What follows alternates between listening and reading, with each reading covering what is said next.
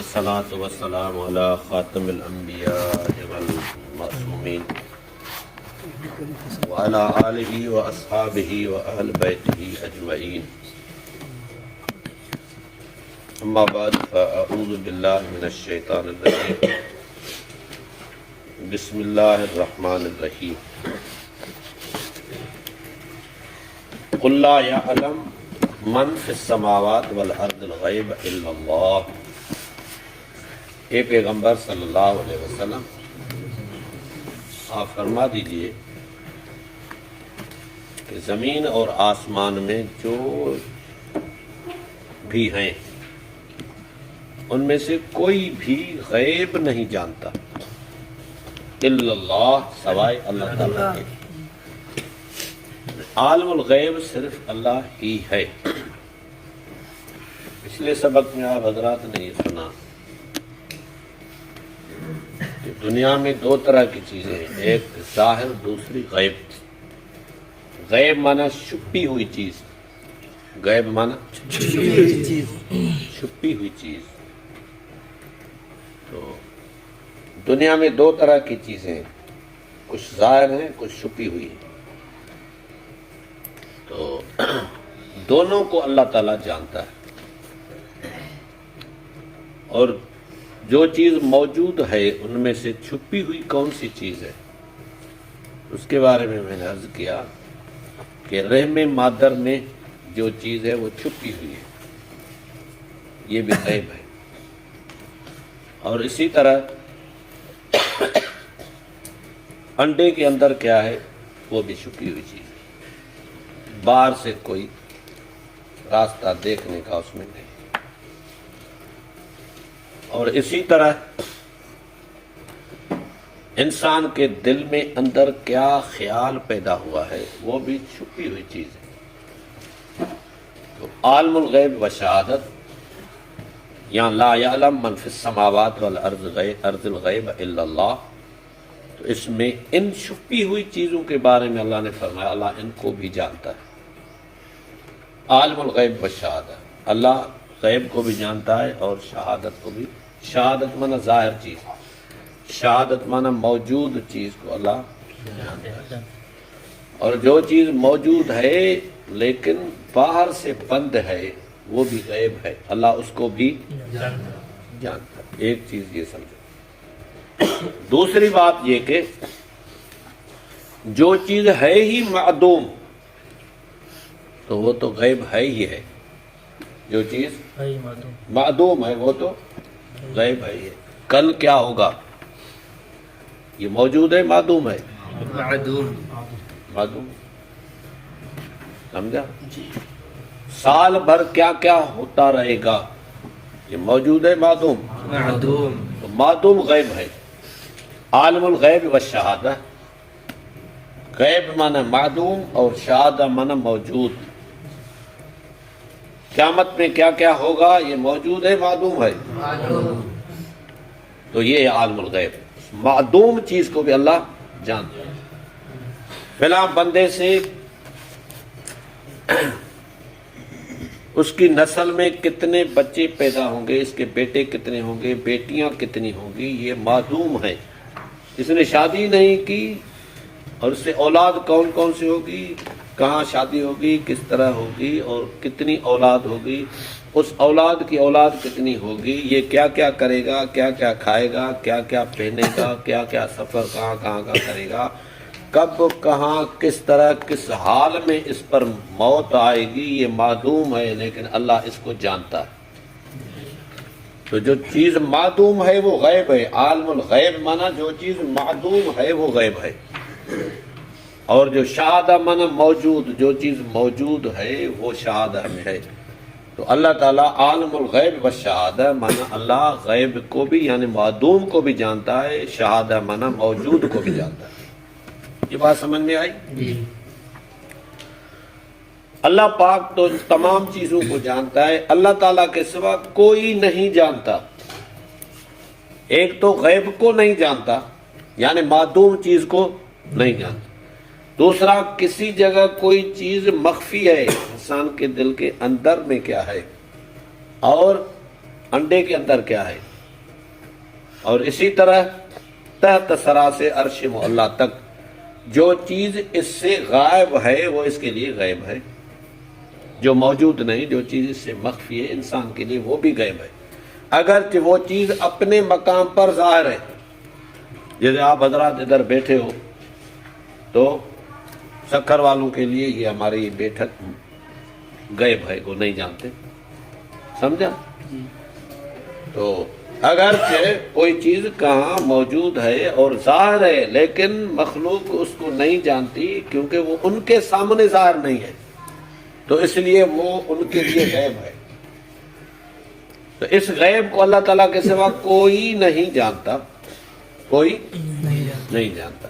یعنی اگرچہ چیزیں موجود ہیں، وما یعلم جنود ربک الا ہو، تیرے رب کے لشکروں کو اللہ کے سوا کوئی نہیں جانتا۔ تو جو لشکر ہیں وہ تو موجود ہیں، فرشتے کتنے ہیں، پرندے کتنے ہیں، ہر جنس کے پرندے کتنے ہیں، اور چوپائے جانور کتنے ہیں، انسان کتنے ہیں، مرد کتنے ہیں، عورتیں کتنے ہیں، بچے کتنے ہیں، اور اسی طرح وہ کہاں کہاں ہیں، کیا کرتے ہیں، کیا کھاتے ہیں، کیا پیتے ہیں، کیا ضرورت ہے، کیا حاجت ہے، ان کی کیسی زندگی گزر رہی ہے، خوش ہیں، غم میں ہیں، بھوک پہ ہیں، پیاس پہ ہیں، کس طرح گزر رہے ہیں۔ وما یعلم جنود ربک الا ہو، اے میرے محبوب آپ کے رب کے لشکروں کو اللہ کے سوا کوئی جانتا ہی نہیں، اللہ سب کو جانتا ہے اور پہچانتا ہے۔ ما من دابۃ فی الارض الا علی اللہ رزقها، ہر چیز چرنے چگنے والے کی رزق کی ذمہ داری اللہ کی ہے۔ وَيَعْلَمُ مُسْتَقَرَّهَا، اور اللہ ان کے ٹھکانوں کو جانتا ہے، وَمُسْتَوْدَعَهَا، اور جہاں کہیں وہ پڑی ہوئی چیزیں، یعنی گویا کہ موتی اندر کیا کہتے ہیں اس کو، سیب کے اندر جو موتی ہے اللہ اس کو بھی جانتا ہے۔ تو اللہ تعالیٰ تو ہر چیز کو جانتا ہے، دوسرا کوئی نہیں۔ اگر دوسرا نہ جانے اس طرح مخلوق کو تو اس کے لیے کوئی عیب بھی نہیں ہے۔ کیوں؟ کہ مخلوق کا اس کے ساتھ کوئی تعلق ہی نہیں ہے۔ اللہ جانے کیونکہ اللہ کے ساتھ ان کا تعلق ہے، ان کو روزی دینی ہے، روزی کون دیتا ہے؟ اللہ۔ ان کو سنبھالنا ہے، سنبھالنے والا کون ہے؟ اللہ۔ اس کو پالنا ہے تو پالنے والا کون ہے؟ اللہ۔ ان کی ضرورت کو پورا کرنا ہے تو یہ کون ہے؟ اللہ۔ اللہ کے لیے جاننا ہے، اور اللہ کا جاننا مقصد کا بھی ہے۔ دوسرا کوئی نبی کوئی رسول نہ جانے تو کوئی عیب بھی نہیں ہے، اس سے پوچھ بھی نہیں ہوگی کہ فلاں جگہ فلاں چیز بھوک پر مر گئی، تو نے کیوں نہیں سنبھالی؟ تو پتہ ہی نہیں ہے کیوں سنبھالے گا، اس کا کام ہی نہیں ہے رزق دینا، بیمار کو تندرست کرنا اس کا کام ہی نہیں ہے، سمجھا؟ تو اس طرح عالم الغیب والشہادہ اللہ ہے۔ دوسرا اللہ تعالیٰ کی مخلوق کو ہی نہیں جانتا کہ ان کی تعداد کتنی ہے، کس حال میں ہے، کون سی ضروریات ہے، کون سی کسی کو حاجت ہے، کون سی کسی کو تکلیف ہے۔ جب اللہ پاک نے فرمایا یہ کسی سے واقف نہیں ہے، جب کسی مخلوق کے حالات سے واقف نہیں، مشکلات سے واقف نہیں تو وہ مشکل حل کر سکے گا؟ ضروریات سے ہی واقف نہیں تو ضرورت پوری کر سکے گا؟ ہاں بھائی، کوئی بھی اس طرح نہیں ہے، کیونکہ وہ جانتا ہی نہیں ہے، تو جانے گا ہی نہیں تو کام کیسے کرے گا؟ وما یعلم جنود ربک الا ہو، اے میرے محبوب آپ کے لشکروں کو اللہ کے سوا کوئی نہیں جانتا۔ اللہ جانتا ہے، پالتا ہے، سنبھالتا ہے، موت زندگی اس کے ہاتھ میں ہے، ہر چیز کی ضرورت پوری کرنا اس کا ذمہ ہے۔ تو اللہ کا جاننا معلوم بھی ہوتا ہے، ظاہر بھی اللہ نے فرمایا کہ میں جانتا ہوں، وما کنا عن الخلق غافلین، ہم اپنی مخلوق سے غافل نہیں ہیں۔ یہ بات سمجھ میں آئی؟ لیکن پھر بھی بعض لوگ ضد کرتے ہیں فلاں بھی عالم الغیب، فلاں بھی عالم الغیب، نبیوں کو، ولیوں کو، بزرگوں کو عالم الغیب کہتے پھرتے ہیں، جو ان کی بات نہ مانے اس پر الزام لگاتے ہیں کہ یہ نبیوں کو نہیں مانتا، ولیوں کو نہیں مانتا، الزام لگاتے ہیں۔ اگر اس طرح کی بات ہو جائے علم غیب کے متعلق تو سب سے پہلے علم غیب کی تعریف کی جائے گی۔ علم غیب ہے کیا؟ علم کیا ہے، غیب کیا ہے؟ ہر چیز کی جدا جدا تعریف ہے۔ جیسے اصول فقہ کی تعریف پڑھیے نا آپ، اصول کی تعریف جدا، فقہ کی جدا، تو ادھر علم کی تعریف جدا ہوگی اور غیب کی تعریف جدا ہوگی۔ ایک بات یہ، دوسری بات یہ کہ جس کے بارے میں کوئی عقیدہ رکھتا ہے کہ فلاں عالم الغیب ہے تو اس پر سوال ہوگا وہ حضرت عالم الغیب کب سے ہے؟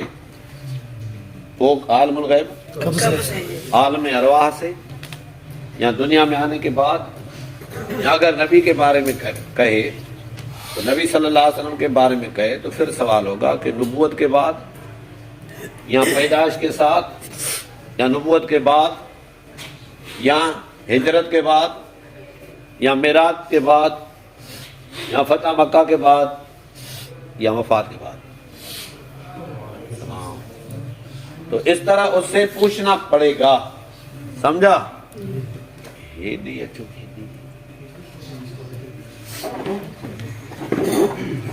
اچھو سے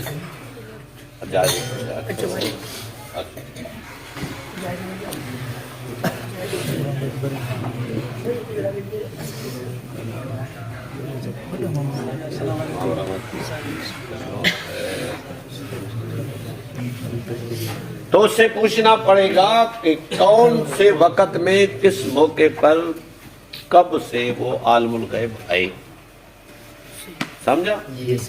یہ پوچھنا ضروری ہے۔ عالم ارواح سے ہے، عالم دنیا میں آنے کے بعد، یا نبوت کے بعد، یا ہجرت کے بعد، یا معراج کے بعد، یا فتح مکہ کے بعد، یا دین کے تکمیل کے بعد، یا وفات کے بعد۔ عقیدہ ہے تو پوچھنا پڑے گا، اس کا تعین کرنا پڑے گا۔ جیسا تعین کرے گا ویسا ہی دلیل بھی بتائے گا، دعویٰ کے ساتھ دلیل بھی ہو ضروری ہو، تب بات پکی ہوگی، ورنہ وہ عقیدہ جھوٹا ہوگا۔ بات سمجھ میں آئی؟ جی سر۔ اب آگے چلو کہ علم غیب کی بات جو ہے، علم کا معنی ہے جاننا، علم کا معنی جاننا ہے، اور غیب کا معنی کیا ہے؟ چھپی ہوئی چیز، چھپی ہوئی چیز کو جاننا۔ دوسری معنی میں معدوم، غیب معنی معدوم چیز کو جاننا، جس کا وجود ہی نہیں ہے اس کو جاننا، معدوم چیز کو جاننا، غیب کو جاننا۔ اس کے بارے میں حکیم البریلویت احمد رضا خان بریلوی، احمد یار خان بریلوی نے جال حق کتاب میں علم غیب پر ایک عنوان رکھا ہے، اور اس میں اس نے علم غیب پر بحث کیا ہے۔ ہم دیکھتے ہیں کہ اس نے علم غیب کے بارے میں کیا کیا کہا ہے، تاکہ بعد میں معلوم ہو جائے کہ اس نے جو کچھ کہا ہے صحیح ہے یا غلط ہے۔ فی الحال اس کو چھوڑو، لیکن اسی اصول کے مطابق بھی کوئی اللہ کے سوا عالم الغیب ہو سکتا ہے۔ صحیح غلط کی بات بعد میں، جو اس نے خود لکھا ہے اس کے مطابق بھی کوئی غیب عالم الغیب ہو سکتا ہے، پھر دیکھیں گے تو پتہ چل جائے گا۔ اگر کوئی سنجیدہ ہوگا تو اس کی لکھی ہوئی باتوں سے معلوم ہوتا ہے کہ اللہ کے سوا کوئی عالم الغیب نہیں ہے۔ پھر بھی عقیدہ رکھنا کہ عالم الغیب ہیں تو یہ اپنے آپ سے دشمنی ہے اور دوسروں کو دھوکہ دینا۔ بے شک۔ پڑھیں کہ کیا لکھا ہے؟ جی۔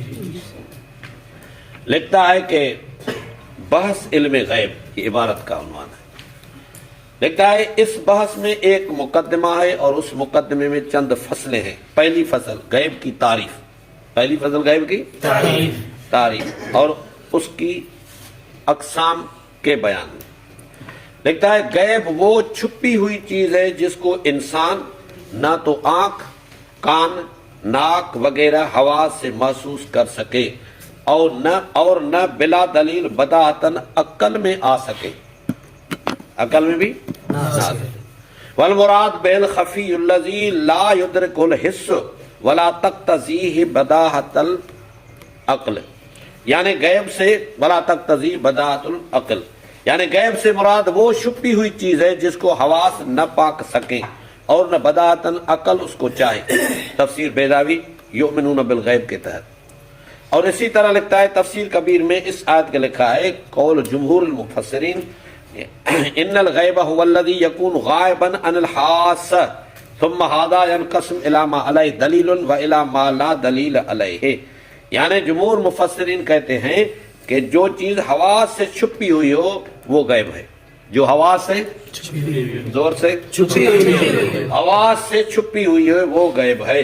پھر کہتا ہے کہ وہ دو قسم کی ہیں، ایک وہ کہ جس پر دلیل قائم ہو، دوسری وہ جس پر دلیل قائم نہ ہو۔ اور لکھتا ہے تفسیر دور بیان میں وہ ما غاب عن حس والعقل غیبتاً کاملتاً بحیث لا یدرک بواحد منہا ابتداءً بطریق البداہت، یعنی غیب وہ ہے جو حواس اور عقل سے پورا پورا چھپا ہوا ہو، حواس اور عقل سے پورا چھپا ہوا. اگر حواس سے جانتا ہے تو وہ غیب نہیں ہے. سونگھ کر بتایا کہ خوشبو ہے یا بو بد ہے تو یہ غیب نہیں ہے. چکھ کر بتایا کہ چیز کڑوی ہے یا میٹھی ہے تو یہ غیب نہیں ہے. یہ بات سمجھ میں آئی؟ اور دیکھ کر بتایا کہ فلاں بندہ آ رہا ہے تو یہ غیب نہیں ہے. اور چھو کر بتایا کہ گرم ہے یا سرد ہے تو یہ غیب غیب نہیں ہے. اور سن کر بتایا، مسجد میں اذان ہو رہی تھی، سننے والے نے کہا یہ فلاں اذان دے رہا ہے، سنی آواز اور بات کس کی فلاں کی، کیونکہ اس کو پتا ہے کہ اس کی آواز یہ ہے تو یہ آواز فلاں بندے کی ہے تو اس کو بھی غیب سن کے بتایا. کسی نے بتایا کہ اس وقت کراچی میں فلاں کام ہو رہا ہے تو کسی کے سنانے سے سمجھا بتایا معلوم ہوا تو یہ بھی غیب نہیں ہے. اور لا یقتضی ولا یقتضی بداعت العقل، عقل بھی تقاضا نہ کرے، عقل بھی تقاضا نہ کرے. صبح کو اٹھ کر دیکھا کہ گلی میں اونٹ کے مینگنے پڑے ہیں اور کہا کہ رات یہاں سے اونٹ گزر گیا ہے تو یہ غیب نہیں ہے. دور سے دھواں دیکھا اور کہا کہ او فلاں ادھر آگ جل رہی ہے تو یہ غیب نہیں ہے، کیونکہ عقل کا تقاضا یہ کہ دھواں آگ سے ہی ہوتا ہے. یہ بات سمجھ میں آئی؟ صبح کو اٹھا کے گلی میں بکریوں کے چلنے کے پاؤں نظر آ رہے ہیں کہ یہاں سے گزر گئی ہیں. بتایا رات یہاں سے بکریاں گزر گئی ہیں، دیکھا پاؤں کے نشانوں کو اور بتایا کہ بکریاں گزر رہی ہیں تو یہ غیب نہیں ہے، کیونکہ عقل کا تقاضا یہ ہے کہ بکریوں کے پاؤں گزرنے سے ہی زمین پر تھپا لگتا ہے تو اس کو غیب نہیں کہا جاتا. سمجھا بھائی؟ تو لکھتا ہے کہ یعنی غیب وہ ہے جو حواس اور عقل سے پورا چھپا ہوا ہو. حواس سے معلوم کیا تو غیب نہیں، اور عقل سے معلوم کیا تو غیب نہیں ہے. دو اور دور کتنے ہوئے؟ تو یہ غیب نہیں ہے، یہ غیب نہیں ہے کیوں عقل سے دو تو چار ہوتے. سمجھا بھائی؟ اور لکھتا ہے کہ اور اس طرح کے کسی ذریعے سے بھی ابتداءً کھلم کھلا معلوم نہ ہو سکے، کسی ذریعے سے بھی معلوم نہ ہو سکے تو یہ غیب ہے. جعل حق صفحہ نمبر 42-43. آگے لکھتا ہے بذریعے آلات کے چھپی ہوئی چیز معلوم کی جاوے وہ علم غیب نہیں ہے. بذریعے آلات سے چھپی ہوئی چیز معلوم کی جائے تو وہ علم غیب نہیں ہے. مثلا کسی آلے کے ذریعے عورت کے پیٹ کا بچہ معلوم کرتے ہیں یا کہ ٹیلی فون اور ریڈیو سے دور کی آواز سن لیتے ہیں، اس کو غیب نہیں کہیں گے، کیونکہ غیب کی تعریف میں عرض کر دیا گیا ہے کہ جو حواس سے معلوم نہ ہو سکے وہ غیب ہے. آگے لکھتا ہے خلاصہ یہ کہ اگر کوئی آلہ چھپی ہوئی چیز کو ظاہر کر دے اور ظاہر ہو چکنے کے بعد ہم اس چیز کو معلوم کر لیں، آلہ کسی چیز چھپی ہوئی کو ظاہر کر دے اور ظاہر ہو چکنے کے بعد ہم اس چیز کو معلوم کر لیں تو وہ علم غیب نہیں. تو یہ علم غیب نہیں، یہ علم ہے لیکن غیب نہیں، یہ علم ہے لیکن غیب کا علم نہیں، کیونکہ ظاہر ہو گئی بات. سمجھا؟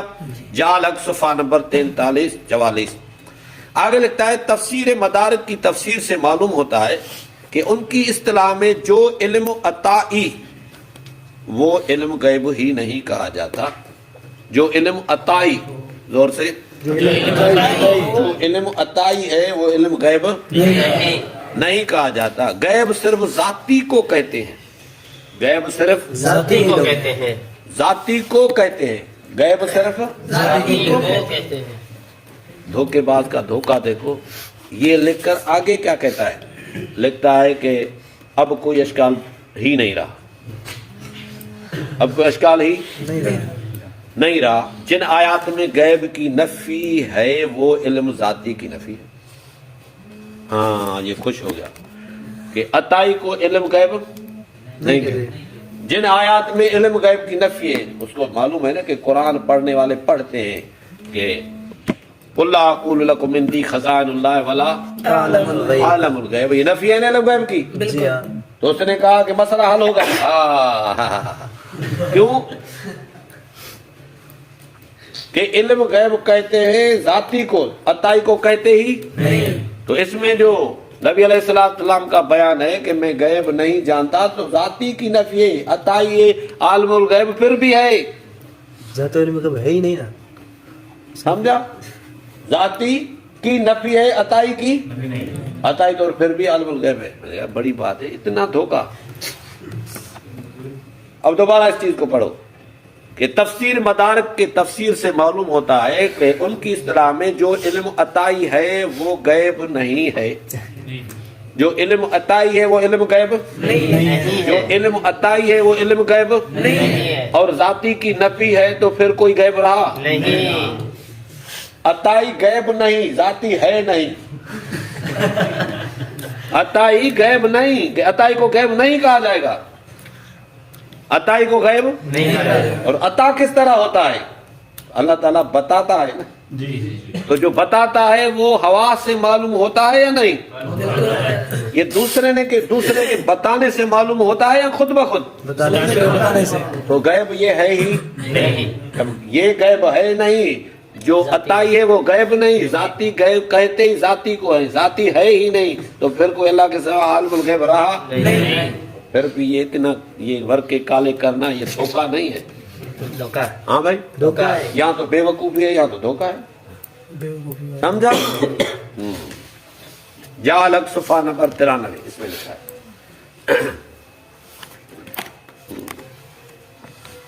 یعنی اس تفسیر سے معلوم ہوا کہ ذاتی علم کی نفی ہے اور عطائی کو علم کہتے ہی نہیں ہے. تو مقصد وہی ہوا کہ اللہ کے سوا علم غیب کسی کو نہیں. بات سمجھ میں آئی؟ آگے اس نے لکھا ہے کہ قُلْ لَا يَعْلَمْ مَنْ فِي السَّمَاوَاتِ وَالْأَرْضِ الْغَيْبَ إِلَّا اللَّهُ کی تفسیر میں تفسیر مدارک کا حوالہ دے کر لکھتا ہے کہ وَالْغَيْبُ مَا لَمْ يَقُمْ عَلَيْهِ دَلِيلٌ وَلَا اُطِّلِعَ عَلَيْهِ مَخْلُوقٌ. یعنی غیب وہ ہے جس پر کوئی دلیل نہ ہو. کوئی دلیل نہ ہو. کوئی دلیل نہ ہو. القاء، الہام، وحی، یہ سارے کیا ہیں؟ دلیل ہیں. اس دلیل سے جانے تو حواس سے جانتا ہے، تو یہ غیب نہیں رہا نہیں ہے. آگے لکھتا ہے کہ کسی جس پر مخلوق کو اطلاع ہی نہیں دی گئی ہے وہ غیب ہے. اگر اللہ تعالیٰ نے اطلاع دی تو غیب نہ رہا. زور سے نہ رہا. زور سے نہ رہا. وما یطلعکم علی الغیب. اللہ تعالیٰ تم میں سے کسی کو غیب پر مطلع نہیں کرتا. کسی کو غیب کی اطلاع کسی کو بھی نہیں دیتا. وَلَٰكِنَّ اللَّهَ يَجْتَبِي مِن رُّسُلِهِ مَن يَشَاءُ. مگر اللہ تعالیٰ رسولوں کو اطلاع دیتا ہے. کیا کرتا ہے؟ زور سے اطلاع. جو اطلاع سے چیز معلوم ہو وہ غیب نہیں ہوتا. یہ خود لکھا ہے. جو اطلاع سے معلوم ہے وہ غیب نہیں. اور اللہ رسولوں کو کیا دیتا ہے؟ اطلاع. اس لیے عطائی چیز جو ہے یعنی بتائی ہوئی چیز ہے. عطائی معنی بتائی ہوئی. عطائی یعنی بتائی. جو دوسرا بتائے وہ غیب نہیں ہوتا. غیب ہے ہی نہیں. تو جب غیب کی تعریف پر آپ حضرات غور فکر کریں گے تو عقیدہ وہی مضبوط ہوگا کہ اللہ کے سوا کوئی عالم الغیب نہیں ہے. یہ بات سمجھی؟ لکھتا ہے کہ یعنی غیب وہ ہے جس پر کوئی دلیل نہ ہو اور کسی مخلوق کو مطلع نہ کیا گیا ہو. کسی کو مطلع کیا گیا تو وہ غیب نہیں. اور اس آیت کی تفسیر میں مفتی احمد یار نے اپنی تفسیر نور العرفان میں لکھا ہے کہ حقیقی طور پر غیب صرف اللہ تعالیٰ ہی جانتا ہے. پھر جسے وہ بتا دے بتا دے تو بتانے کے بعد وہ غیب ہوا یا ظاہر ہوا؟ کیا ہوا؟ ظاہر ہوا. لکھتا ہے کہ جسے وہ بتا دے اور اس کے بتانے سے وہ دوسرا بھی جانتا ہے. بتانے کے بغیر تو غیب کو بتانے سے جو معلوم ہو اس کو علم تو کہا جائے گا، علم غیب نہیں کہا جائے گا. یہ بات سمجھ میں آئی؟ بالکل. اور یہ نور العرفان صفحہ نمبر 407۔ اس سے بھی معلوم ہوا کہ اللہ تعالیٰ کے بتائے بغیر کوئی بھی غیب نہیں جانتا، اور جو دوسرے کے بتانے کے بعد جانے اس کو عالم تو کہا جاتا ہے، عالم الغیب نہیں کہا جاتا۔ بات سمجھ میں آئی؟ جی صحیح۔ آگے لکھتا ہے اسی طرح جو چیز وحی سے معلوم ہو، جو چیز وہی سے معلوم ہو، یہ اس کی عبارت نہیں ہے، یہ میں نے اپنی طرف سے لکھی ہے کہ جو چیز وحی سے معلوم ہو وہ بھی غیب نہیں ہوتا۔ مثلا سورۃ انعام کی آیت نمبر 50 ولا اعلم الغیب کی تفسیر کرتے ہوئے صاحب جلالین نے لکھا ہے کہ ما غاب انی ولم یوحى الی، یعنی وہ میں نہیں جانتا جو چیز میرے سے غائب ہے اور وہی بھی وہی بھی نہیں کی جاتی۔ وہی کی گئی تو اطلاع ہوا نا، جی صحیح۔ وہی کی گئی تو، اطلاع ہوا۔ اور جو اطلاع سے معلوم ہو وہ غیب، جو حواس سے معلوم ہو وہ غیب نہیں ہے۔ بات سمجھ میں آئی؟ جلالین صفحہ نمبر 116۔ اور مفتی بریلوی نے تفسیر بیضاوی کا حوالہ دے کر لکھا ہے کہ ولا عالم الغیب ولم یوحى الی او لم ینتصب علیہ دلیل، یعنی میں غیب نہیں جانتا جب تک اس کا مجھ پر وحی نہ کی گئی ہو یا کوئی دلیل اس پر کام نہ ہو، تب تک میں اس کو نہیں جانتا۔ جعل صفحہ نمبر 90۔ تو اس غیب کی تعریف پر ہی غور فکر کیا جائے تو اللہ تعالیٰ کے سوا کوئی عالم الغیب ہے نہیں۔ اور اگلی بات سمجھو، اسی طرح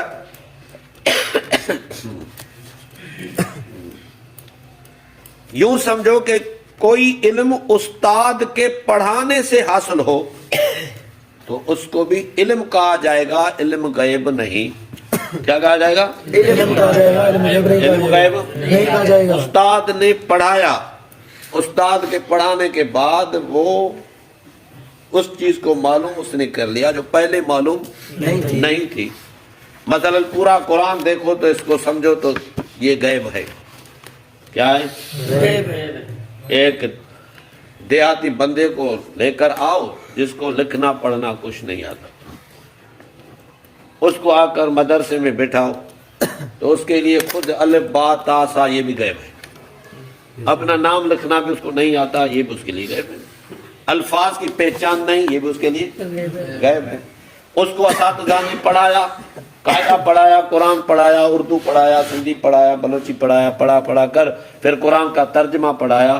آدم علیہ السلام کس طرح پیدا ہوئے تھے اس کے لیے غیب تھا، ابراہیم علیہ السلام کا واقعہ کس طرح تھا، قربانی کس طرح تھی یہ غیب تھا، نوح علیہ السلام کا واقعہ کس طرح تھا یہ غیب تھا، اور اس طرح انبیاء علیہ السلام کے واقعات جو کس طرح ہوئے تھے، تبلیغ کس طرح ہوئی تھی، یہ سارا غیب تھا۔ پھر قیامت کیسے ہوگی، کس طرح ہوگی، ادھر کیا کیا ہوگا، یہ سارا اس کے لیے کیا تھا، غیب۔ اب اساتذہ نے اس کو پڑھا کر الفاظ بھی پڑھنے سکھائے اور اس کا ترجمہ بھی سکھایا۔ اب قرآن مجید کو بغیر ترجمے کے پڑھ کر ترجمہ بھی کر سکتا ہے، دیکھتا ہے کہ یہ لکھا ہوا ہے۔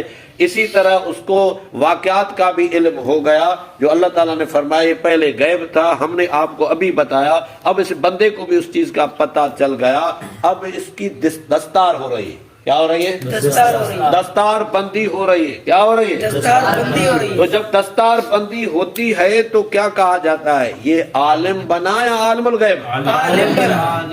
عالم الغیب نہیں، نہیں، یہ غیب جو جانتا ہے۔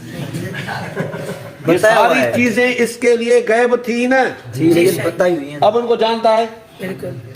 لیکن بتائی ہوئی ہیں۔ تو اس کو کیا کہا جائے گا؟ عالم کا نہ عالم الغیب کا۔ نہیں، کوئی کہتا ہے، نہیں، کوئی کہتا ہے، نہیں۔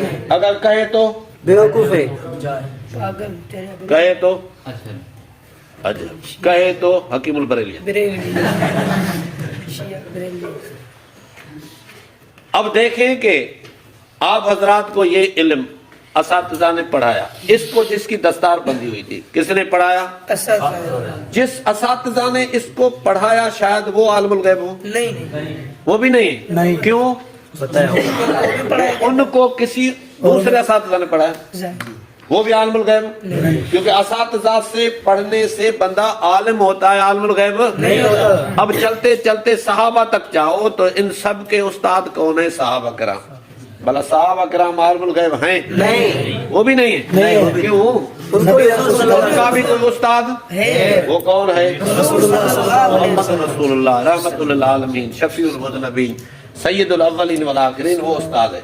भला रसूलुल्लाह सल्लल्लाहु अलैहि वसल्लम को किसी ने पढ़ाया कि आप आलिमुल गैब हैं? आपको किसी ने पढ़ाया? रसूल को भी किसी ने पढ़ाया है? पढ़ाया है। क्या कहते हैं? रसूल का भी उस्ताद है। जी।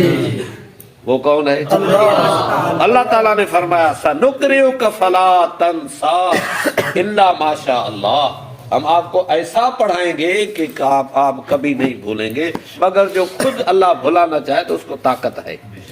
रसूल को पढ़ाने वाला कौन है? अल्लाह। उस्ताद से पढ़ने के बाद जो इल्म आता है तो उसको क्या कहा जाता है? आलिम कहा जाता है। आलिम या आलिमुल गैब? तो रसूलुल्लाह सल्लल्लाहु अलैहि वसल्लम क्या है?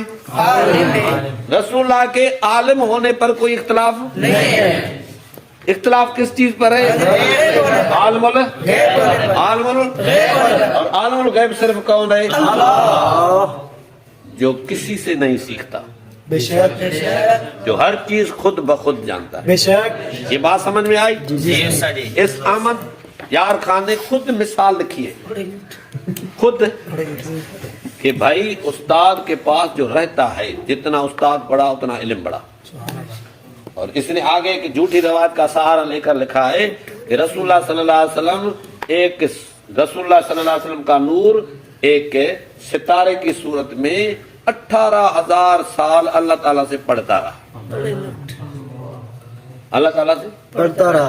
अब अल्लाह तो आलिमुल गैब है लिखता है। हाँ, ये भी सुन। तो जब अल्लाह पढ़ाए रसूल को तो रसूल को का इल्म कामिल नहीं होगा। उस्ताद भी सखी हो, शागिर्द भी लायक हो, उस्ताद देना चाहे शागिर्द लेना चाहे, फिर वो नहीं जान सकता। इसने समझा गैब को दरसी किताब का नाम है नहीं। समझा? जी सर। फिर उस्ताद ने पढ़ाया तो बात तो वही वापस आई खुद कि नहीं जो जानते। उस्ताद से पढ़े वो आलिम होता है। आलिम तो होता है, आलिमुल गैब नहीं होता। उस्ताद से पढ़ने वाला आलिमुल गैब नहीं होता। ये झूठ बोला ना। हाँ भाई, जी साईं। आगे चलो। इसने क्या लिखा कि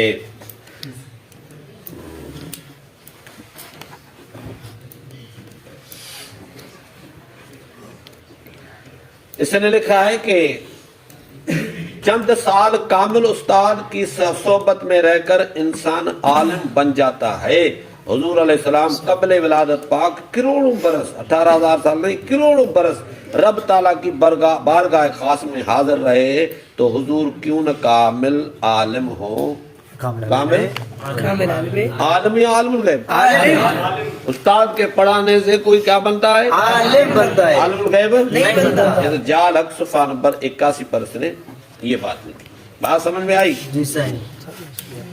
अब दोबारा इस तारीफ पर गौर करो कि जो चीज हवा से खमसा से मालूम की जाए वो इल्म गैब नहीं होता। जाल हक सफा नंबर 43।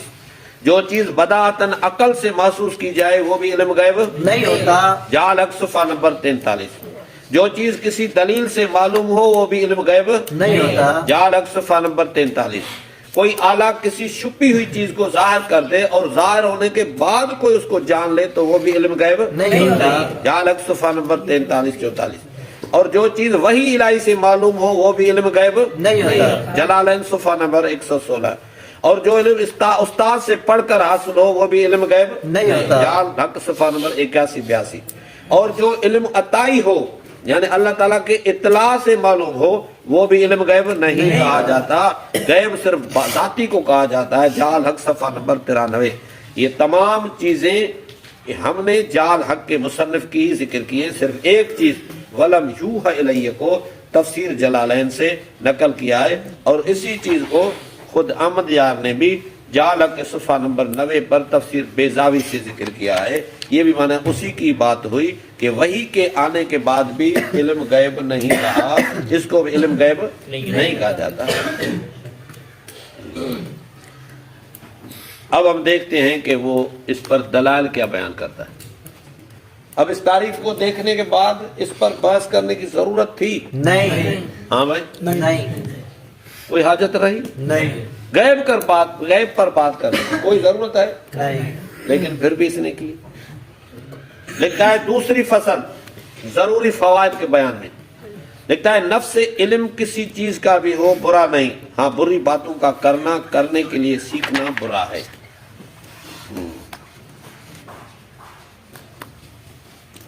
اور آگے لکھا ہے کہ سارے انبیاء اور سارے مخلوق کے علوم حضور علیہ السلام کو عطا ہوئے، اس کو مولوی محمد قاسم نانوتوی نے تحذیر الناس میں مانا ہے، جس کے سارے حوالے آتے ہیں۔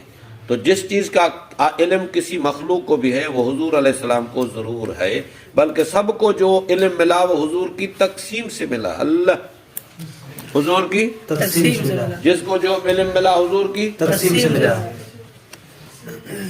ادھر یوسف علیہ السلام کے بارے میں سوال ہوا کہ یوسف علیہ السلام علیہ کے نہ آنے سے مصر میں کیسے آئے، تو اللہ تعالیٰ نے فرمایا نحن نقص علیک احسن القصص بما اوحینا الیک ھذا القرآن وَإِن كُنتَ مِن قَبْلِهِ وَإِن كُنتَ مِن قَبْلِهِ لَمِنَ الْغَافِلِينَ۔ آپ کو اس قصے کا پتہ یہ کہتا ہے اس کو ملا ہی حضور کے صدقے۔ قرآن سچا ہے، بریلوی سچا ہے؟ قرآن ہاں دیکھو، ہاں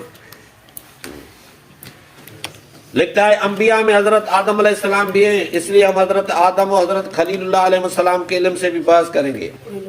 یعنی یہ قیاس کر کے علم ثابت کرے گا۔ کیا کرے گا؟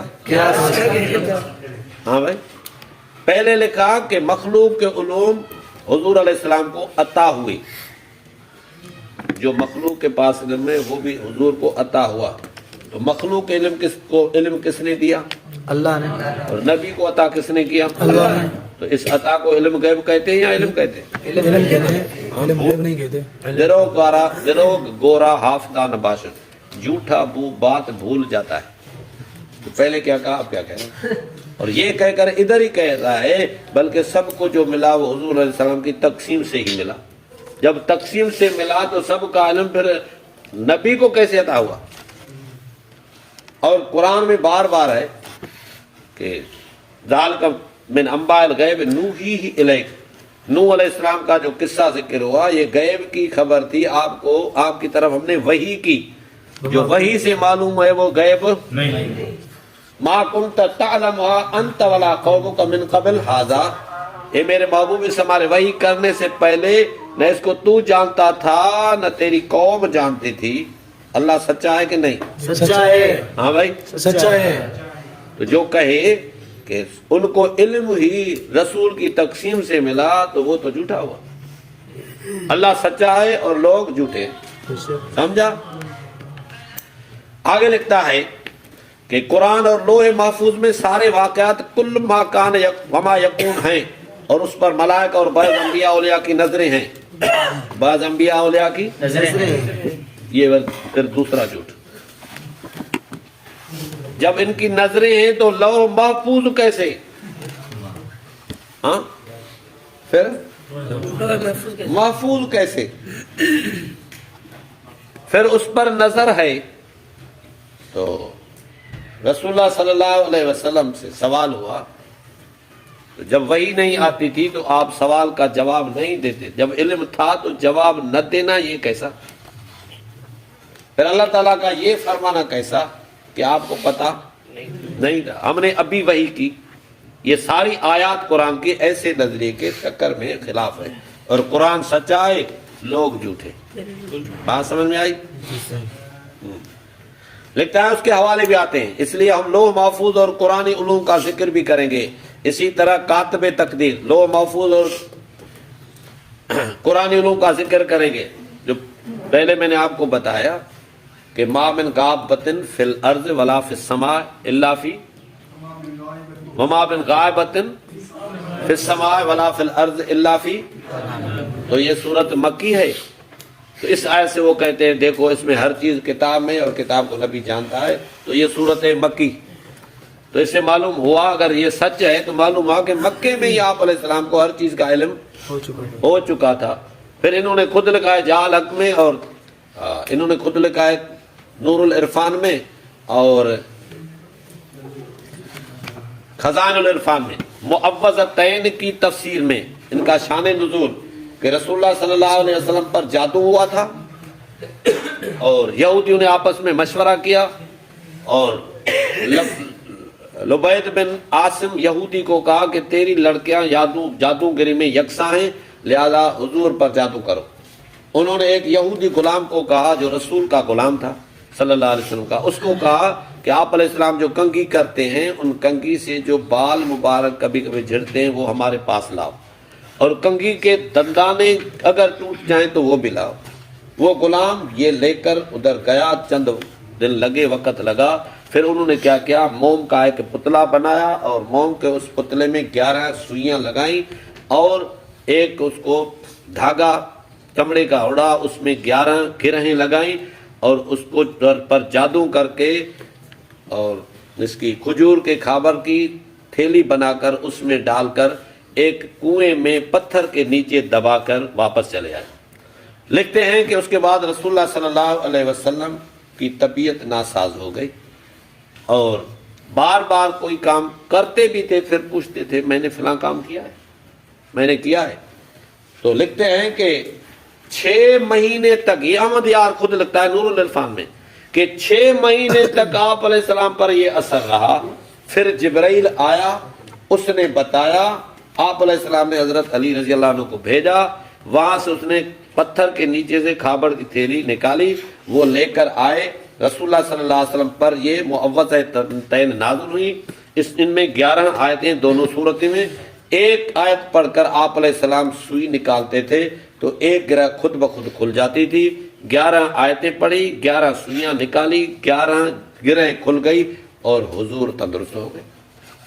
یہ قصہ انہوں نے لکھا ہے کہ یہ مدینے میں پیش آیا، جب مکے میں سارا کچھ علم تھا تو مدینے میں جو یہ واقعہ پیش آیا، پھر جبرائیل علیہ السلام کے آنے کی ضرورت ہوتی اگر معلوم ہوتا تو نہیں، ہاں بھائی، نہیں، اس سے کیا معلوم ہوا کہ رسول اللہ صلی اللہ علیہ وسلم کے شہر میں ہی یہودیوں نے آپس میں جو میٹنگ کر کے جادو کا منصوبہ بنایا، تو رسول اللہ صلی اللہ علیہ وسلم کو اس کا پتہ تھا، نہیں، علم تھا۔ نہیں، اور جو غلام دندانے لے کر جاتا ہے کنگھی کے اور بال لے کر جاتا ہے کہ تو حضور کو معلوم ہے کہ کہاں جا رہا ہے۔ انہوں نے جادو کیا تو آپ علیہ السلام کو معلوم ہوا کہ کیا کیا ہے، نہیں، اور نہ خوش ہو گئے تو معلوم ہوا کہ مجھے کیا ہو گیا ہے، نہیں، یا خود اپنے آپ کو آپ علیہ السلام تندرست کر سکے۔ نہیں، اس ایک واقعے سے ہی جو انہوں نے لکھا ہے، اس ایک واقعے سے ہی بات معلوم ہوئی کہ رسول اللہ صلی اللہ علیہ وسلم عالم الغیب بھی نہیں، حاضر ناظر بھی نہیں اور مختار کل بھی نہیں۔ تو ایک طرف تو یہ عقیدہ ہے، دوسرے طرف واقعات وہ خود لکھتے ہیں کہ یہ ہے، تو ان عقیدے کے زد میں وہ سارے واقعات آتے ہیں، واقعات صحیح ہیں اور ان کا عقیدہ غلط ہے۔ بے شک، ایک جگہ میں گیا، یہ میں نے نور العرفان اور خزان العرفان میں دونوں کھول کر میں نے ایک ملا کے سامنے پڑھا، وہ بریلوی تھا، سندھی میں لکھا ہوا تھا، یہ اردو میں تھا، دونوں اس کے سامنے پڑھ کر میں نے دیکھو یہ دیکھو بھائی، یہ واقعہ تمہارے بڑوں نے خود لکھا ہے۔ تو اب بتا کہ رسول اللہ صلی اللہ علیہ وسلم حاضر ناظر ہوتے تو پتہ نہ چلتا کہ ادھر میرے خلاف میٹنگ ہو رہی ہے اور جادو کر رہے ہیں، ہر جگہ حاضر تھے تو اس کا پتہ ہوتا نا۔ جی جی ہاں، اور اگر آپ علیہ السلام عالم الغیب ہوتے تو ادھر بیٹھے ہوئی ہر چیز کا پتہ ہوتا۔ اگر آپ علیہ السلام مختار کل ہوتے تو بیمار کیوں ہوتے، اگر ہوتے تو ہوتے ہی اپنے آپ کو تندرست کرتے۔ تو اس ہی ایک واقعے سے 3 چیزیں معلوم ہوئی کہ رسول پاک صلی اللہ علیہ وسلم حاضر ناظر بھی نہیں، عالم الغیب نہیں، مختار کل بھی نہیں، اور یہ آپ علیہ السلام کا عالم الغیب نہ ہونا، حاضر ناظر نہ ہونا، مختار کل نہ ہونا، یہ کوئی عیب نہیں ہے، سمجھا؟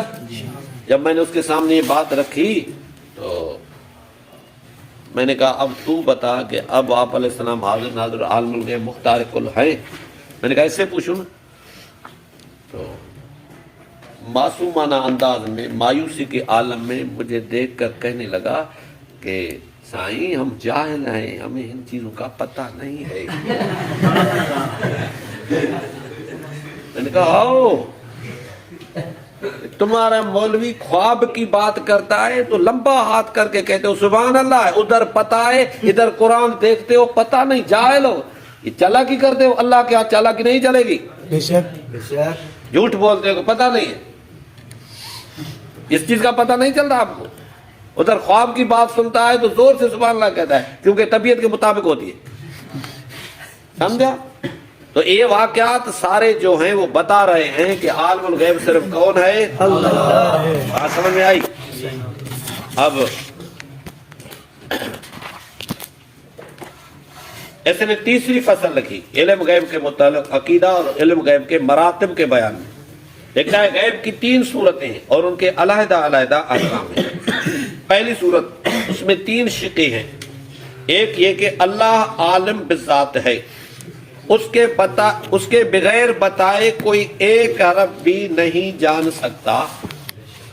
اس کے بتائے بغیر ایک حرف اس کے بغیر بتائے کوئی ایک حرف بھی نہیں جان سکتا. زور سے نہیں جان سکتا. ایک حرف بھی نہیں جان سکتا. اور جو بتانے سے جانے وہ عالم الغیب نہیں ہو سکتا. پھر بھی کتاب لکھنے کی ضرورت تھی. نہیں اللہ کے بتائے بغیر کوئی ایک حرف بھی نہیں جان سکتا.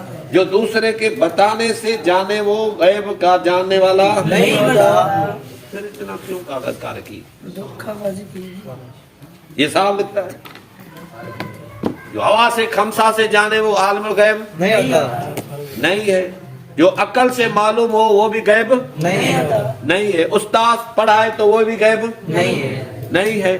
دوسرا کوئی بتائے تو وہ بھی غیب نہیں ہے. اعلیٰ کسی چیز چھپی ہوئی کو ظاہر کرے تو وہ بھی غیب. نہیں ہے. بات سمجھ میں آئی؟ بے شک. جو دوسرا پڑھائے اطلاع دے تو وہ بھی غیب. نہیں ہوتا. پھر بھی عالم الغیب کا عقیدہ رکھنا پھر لکھنا یہ کیا ہے؟ یہ امت میں شرارت ہے کہ نہیں؟ بے شک. بالکل. دیکھو دیکھتا ہے حضور علیہ السلام و دیگر انبیاء کو اپنے بعض غیوب کا علم دیا. غیوب کا علم دیا مانا بتایا نا. جی علم دینے کی صورت کیا ہوتی ہے؟ علم کوئی حصی چیز ہے کہ قلم ہے کسی کو دینا؟ نہیں. اس طرح ہے. نہیں. اگر اس طرح ہو تو ایک کے پاس قلم ہے دوسرے کو دیا تو پہلے کے پاس رہا؟ نہیں. پہلے کے پاس رہا؟ نہیں. اور علم دینا کیا ہے؟ پڑھانا، سکھانا، سمجھانا. تو علم بتانا، علم سمجھانا، علم پڑھانا. جو دوسرے سے اس طرح پڑھے سیکھے تو وہ غیب کا جاننے والا. تعریف پر نظر کرو اور پوری کتاب کو یا پوری اس بحث کو اس اصول میں واپس لانا ہے کہ یہ غیب ہے یا نہیں، یہ بات علم کی ہے یا غیب کی ہے. سمجھا؟ اور یہ بھی سمجھو کہ بعض حضرات کہتے ہیں کہ رسول اللہ صلی اللہ علیہ وسلم انباء الغیب ہیں. کیا ہے؟ انباء الغیب. یہ کیسے؟ یہاں آپ علیہ السلام کو بعض علم غیب ہے، یہ مر گیا. جی سے بالکل. یہ کیسے؟ جو دوسرے سے پتا ہے وہ غیب ہے ہی نہیں.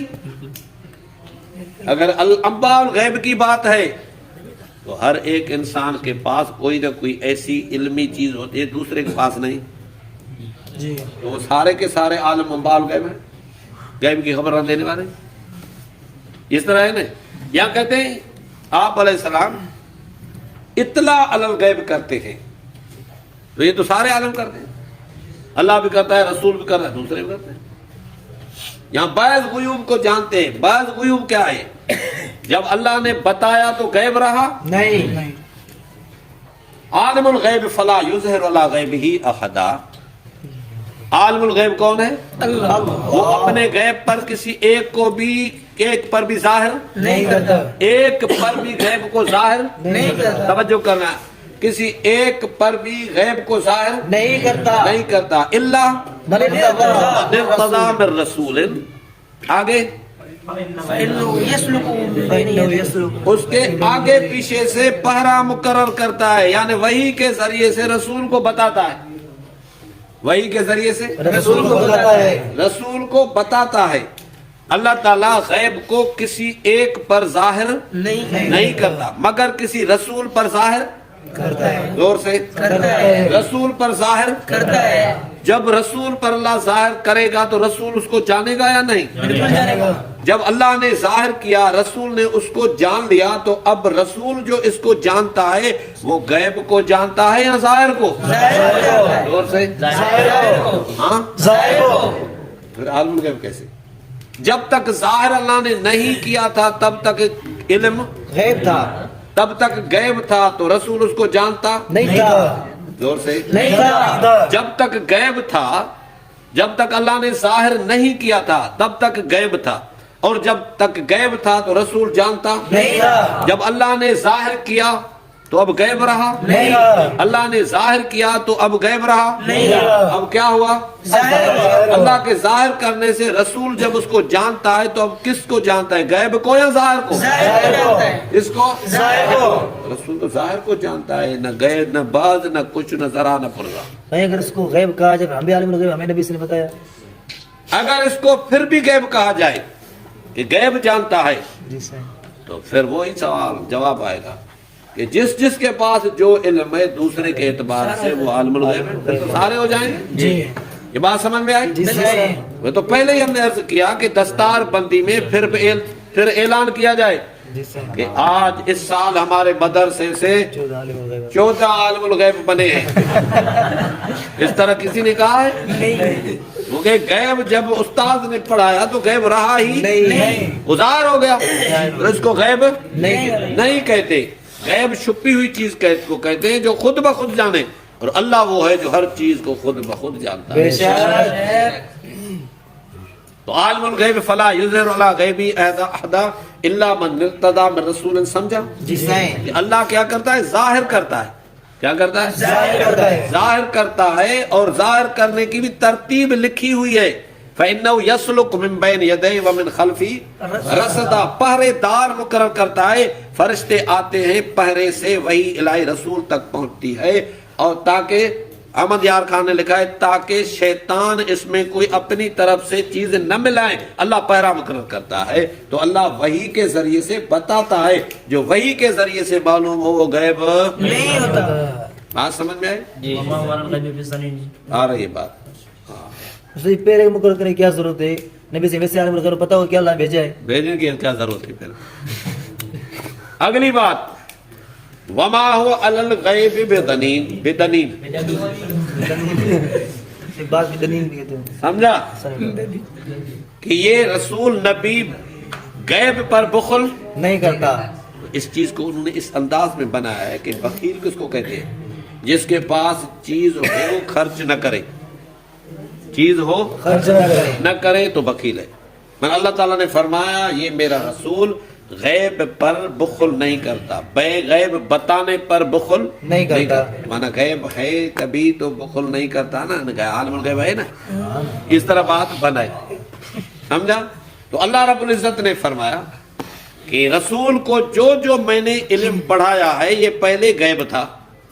کیا تھا؟ غیب تھا پہلے کیا تھا؟ غیب تھا اللہ تعالیٰ نے پڑھایا اور سمجھایا تو غیب رہا نہیں۔ لیکن دوسروں کے اعتبار سے پھر بھی غیب ہے، پھر بھی کیا ہے؟ غیب ہے اور رسول کو حکم ہے بلغ ما انزل الیک من ربک، پورا پورا دین پہنچاؤ۔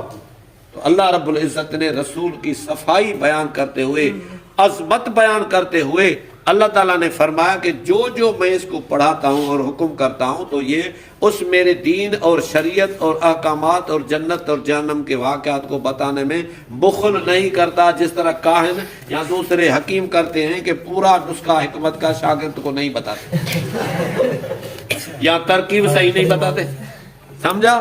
تاکہ میں اوپر ہوں یہ میرے مقابل نہ بن جائے، سمجھا؟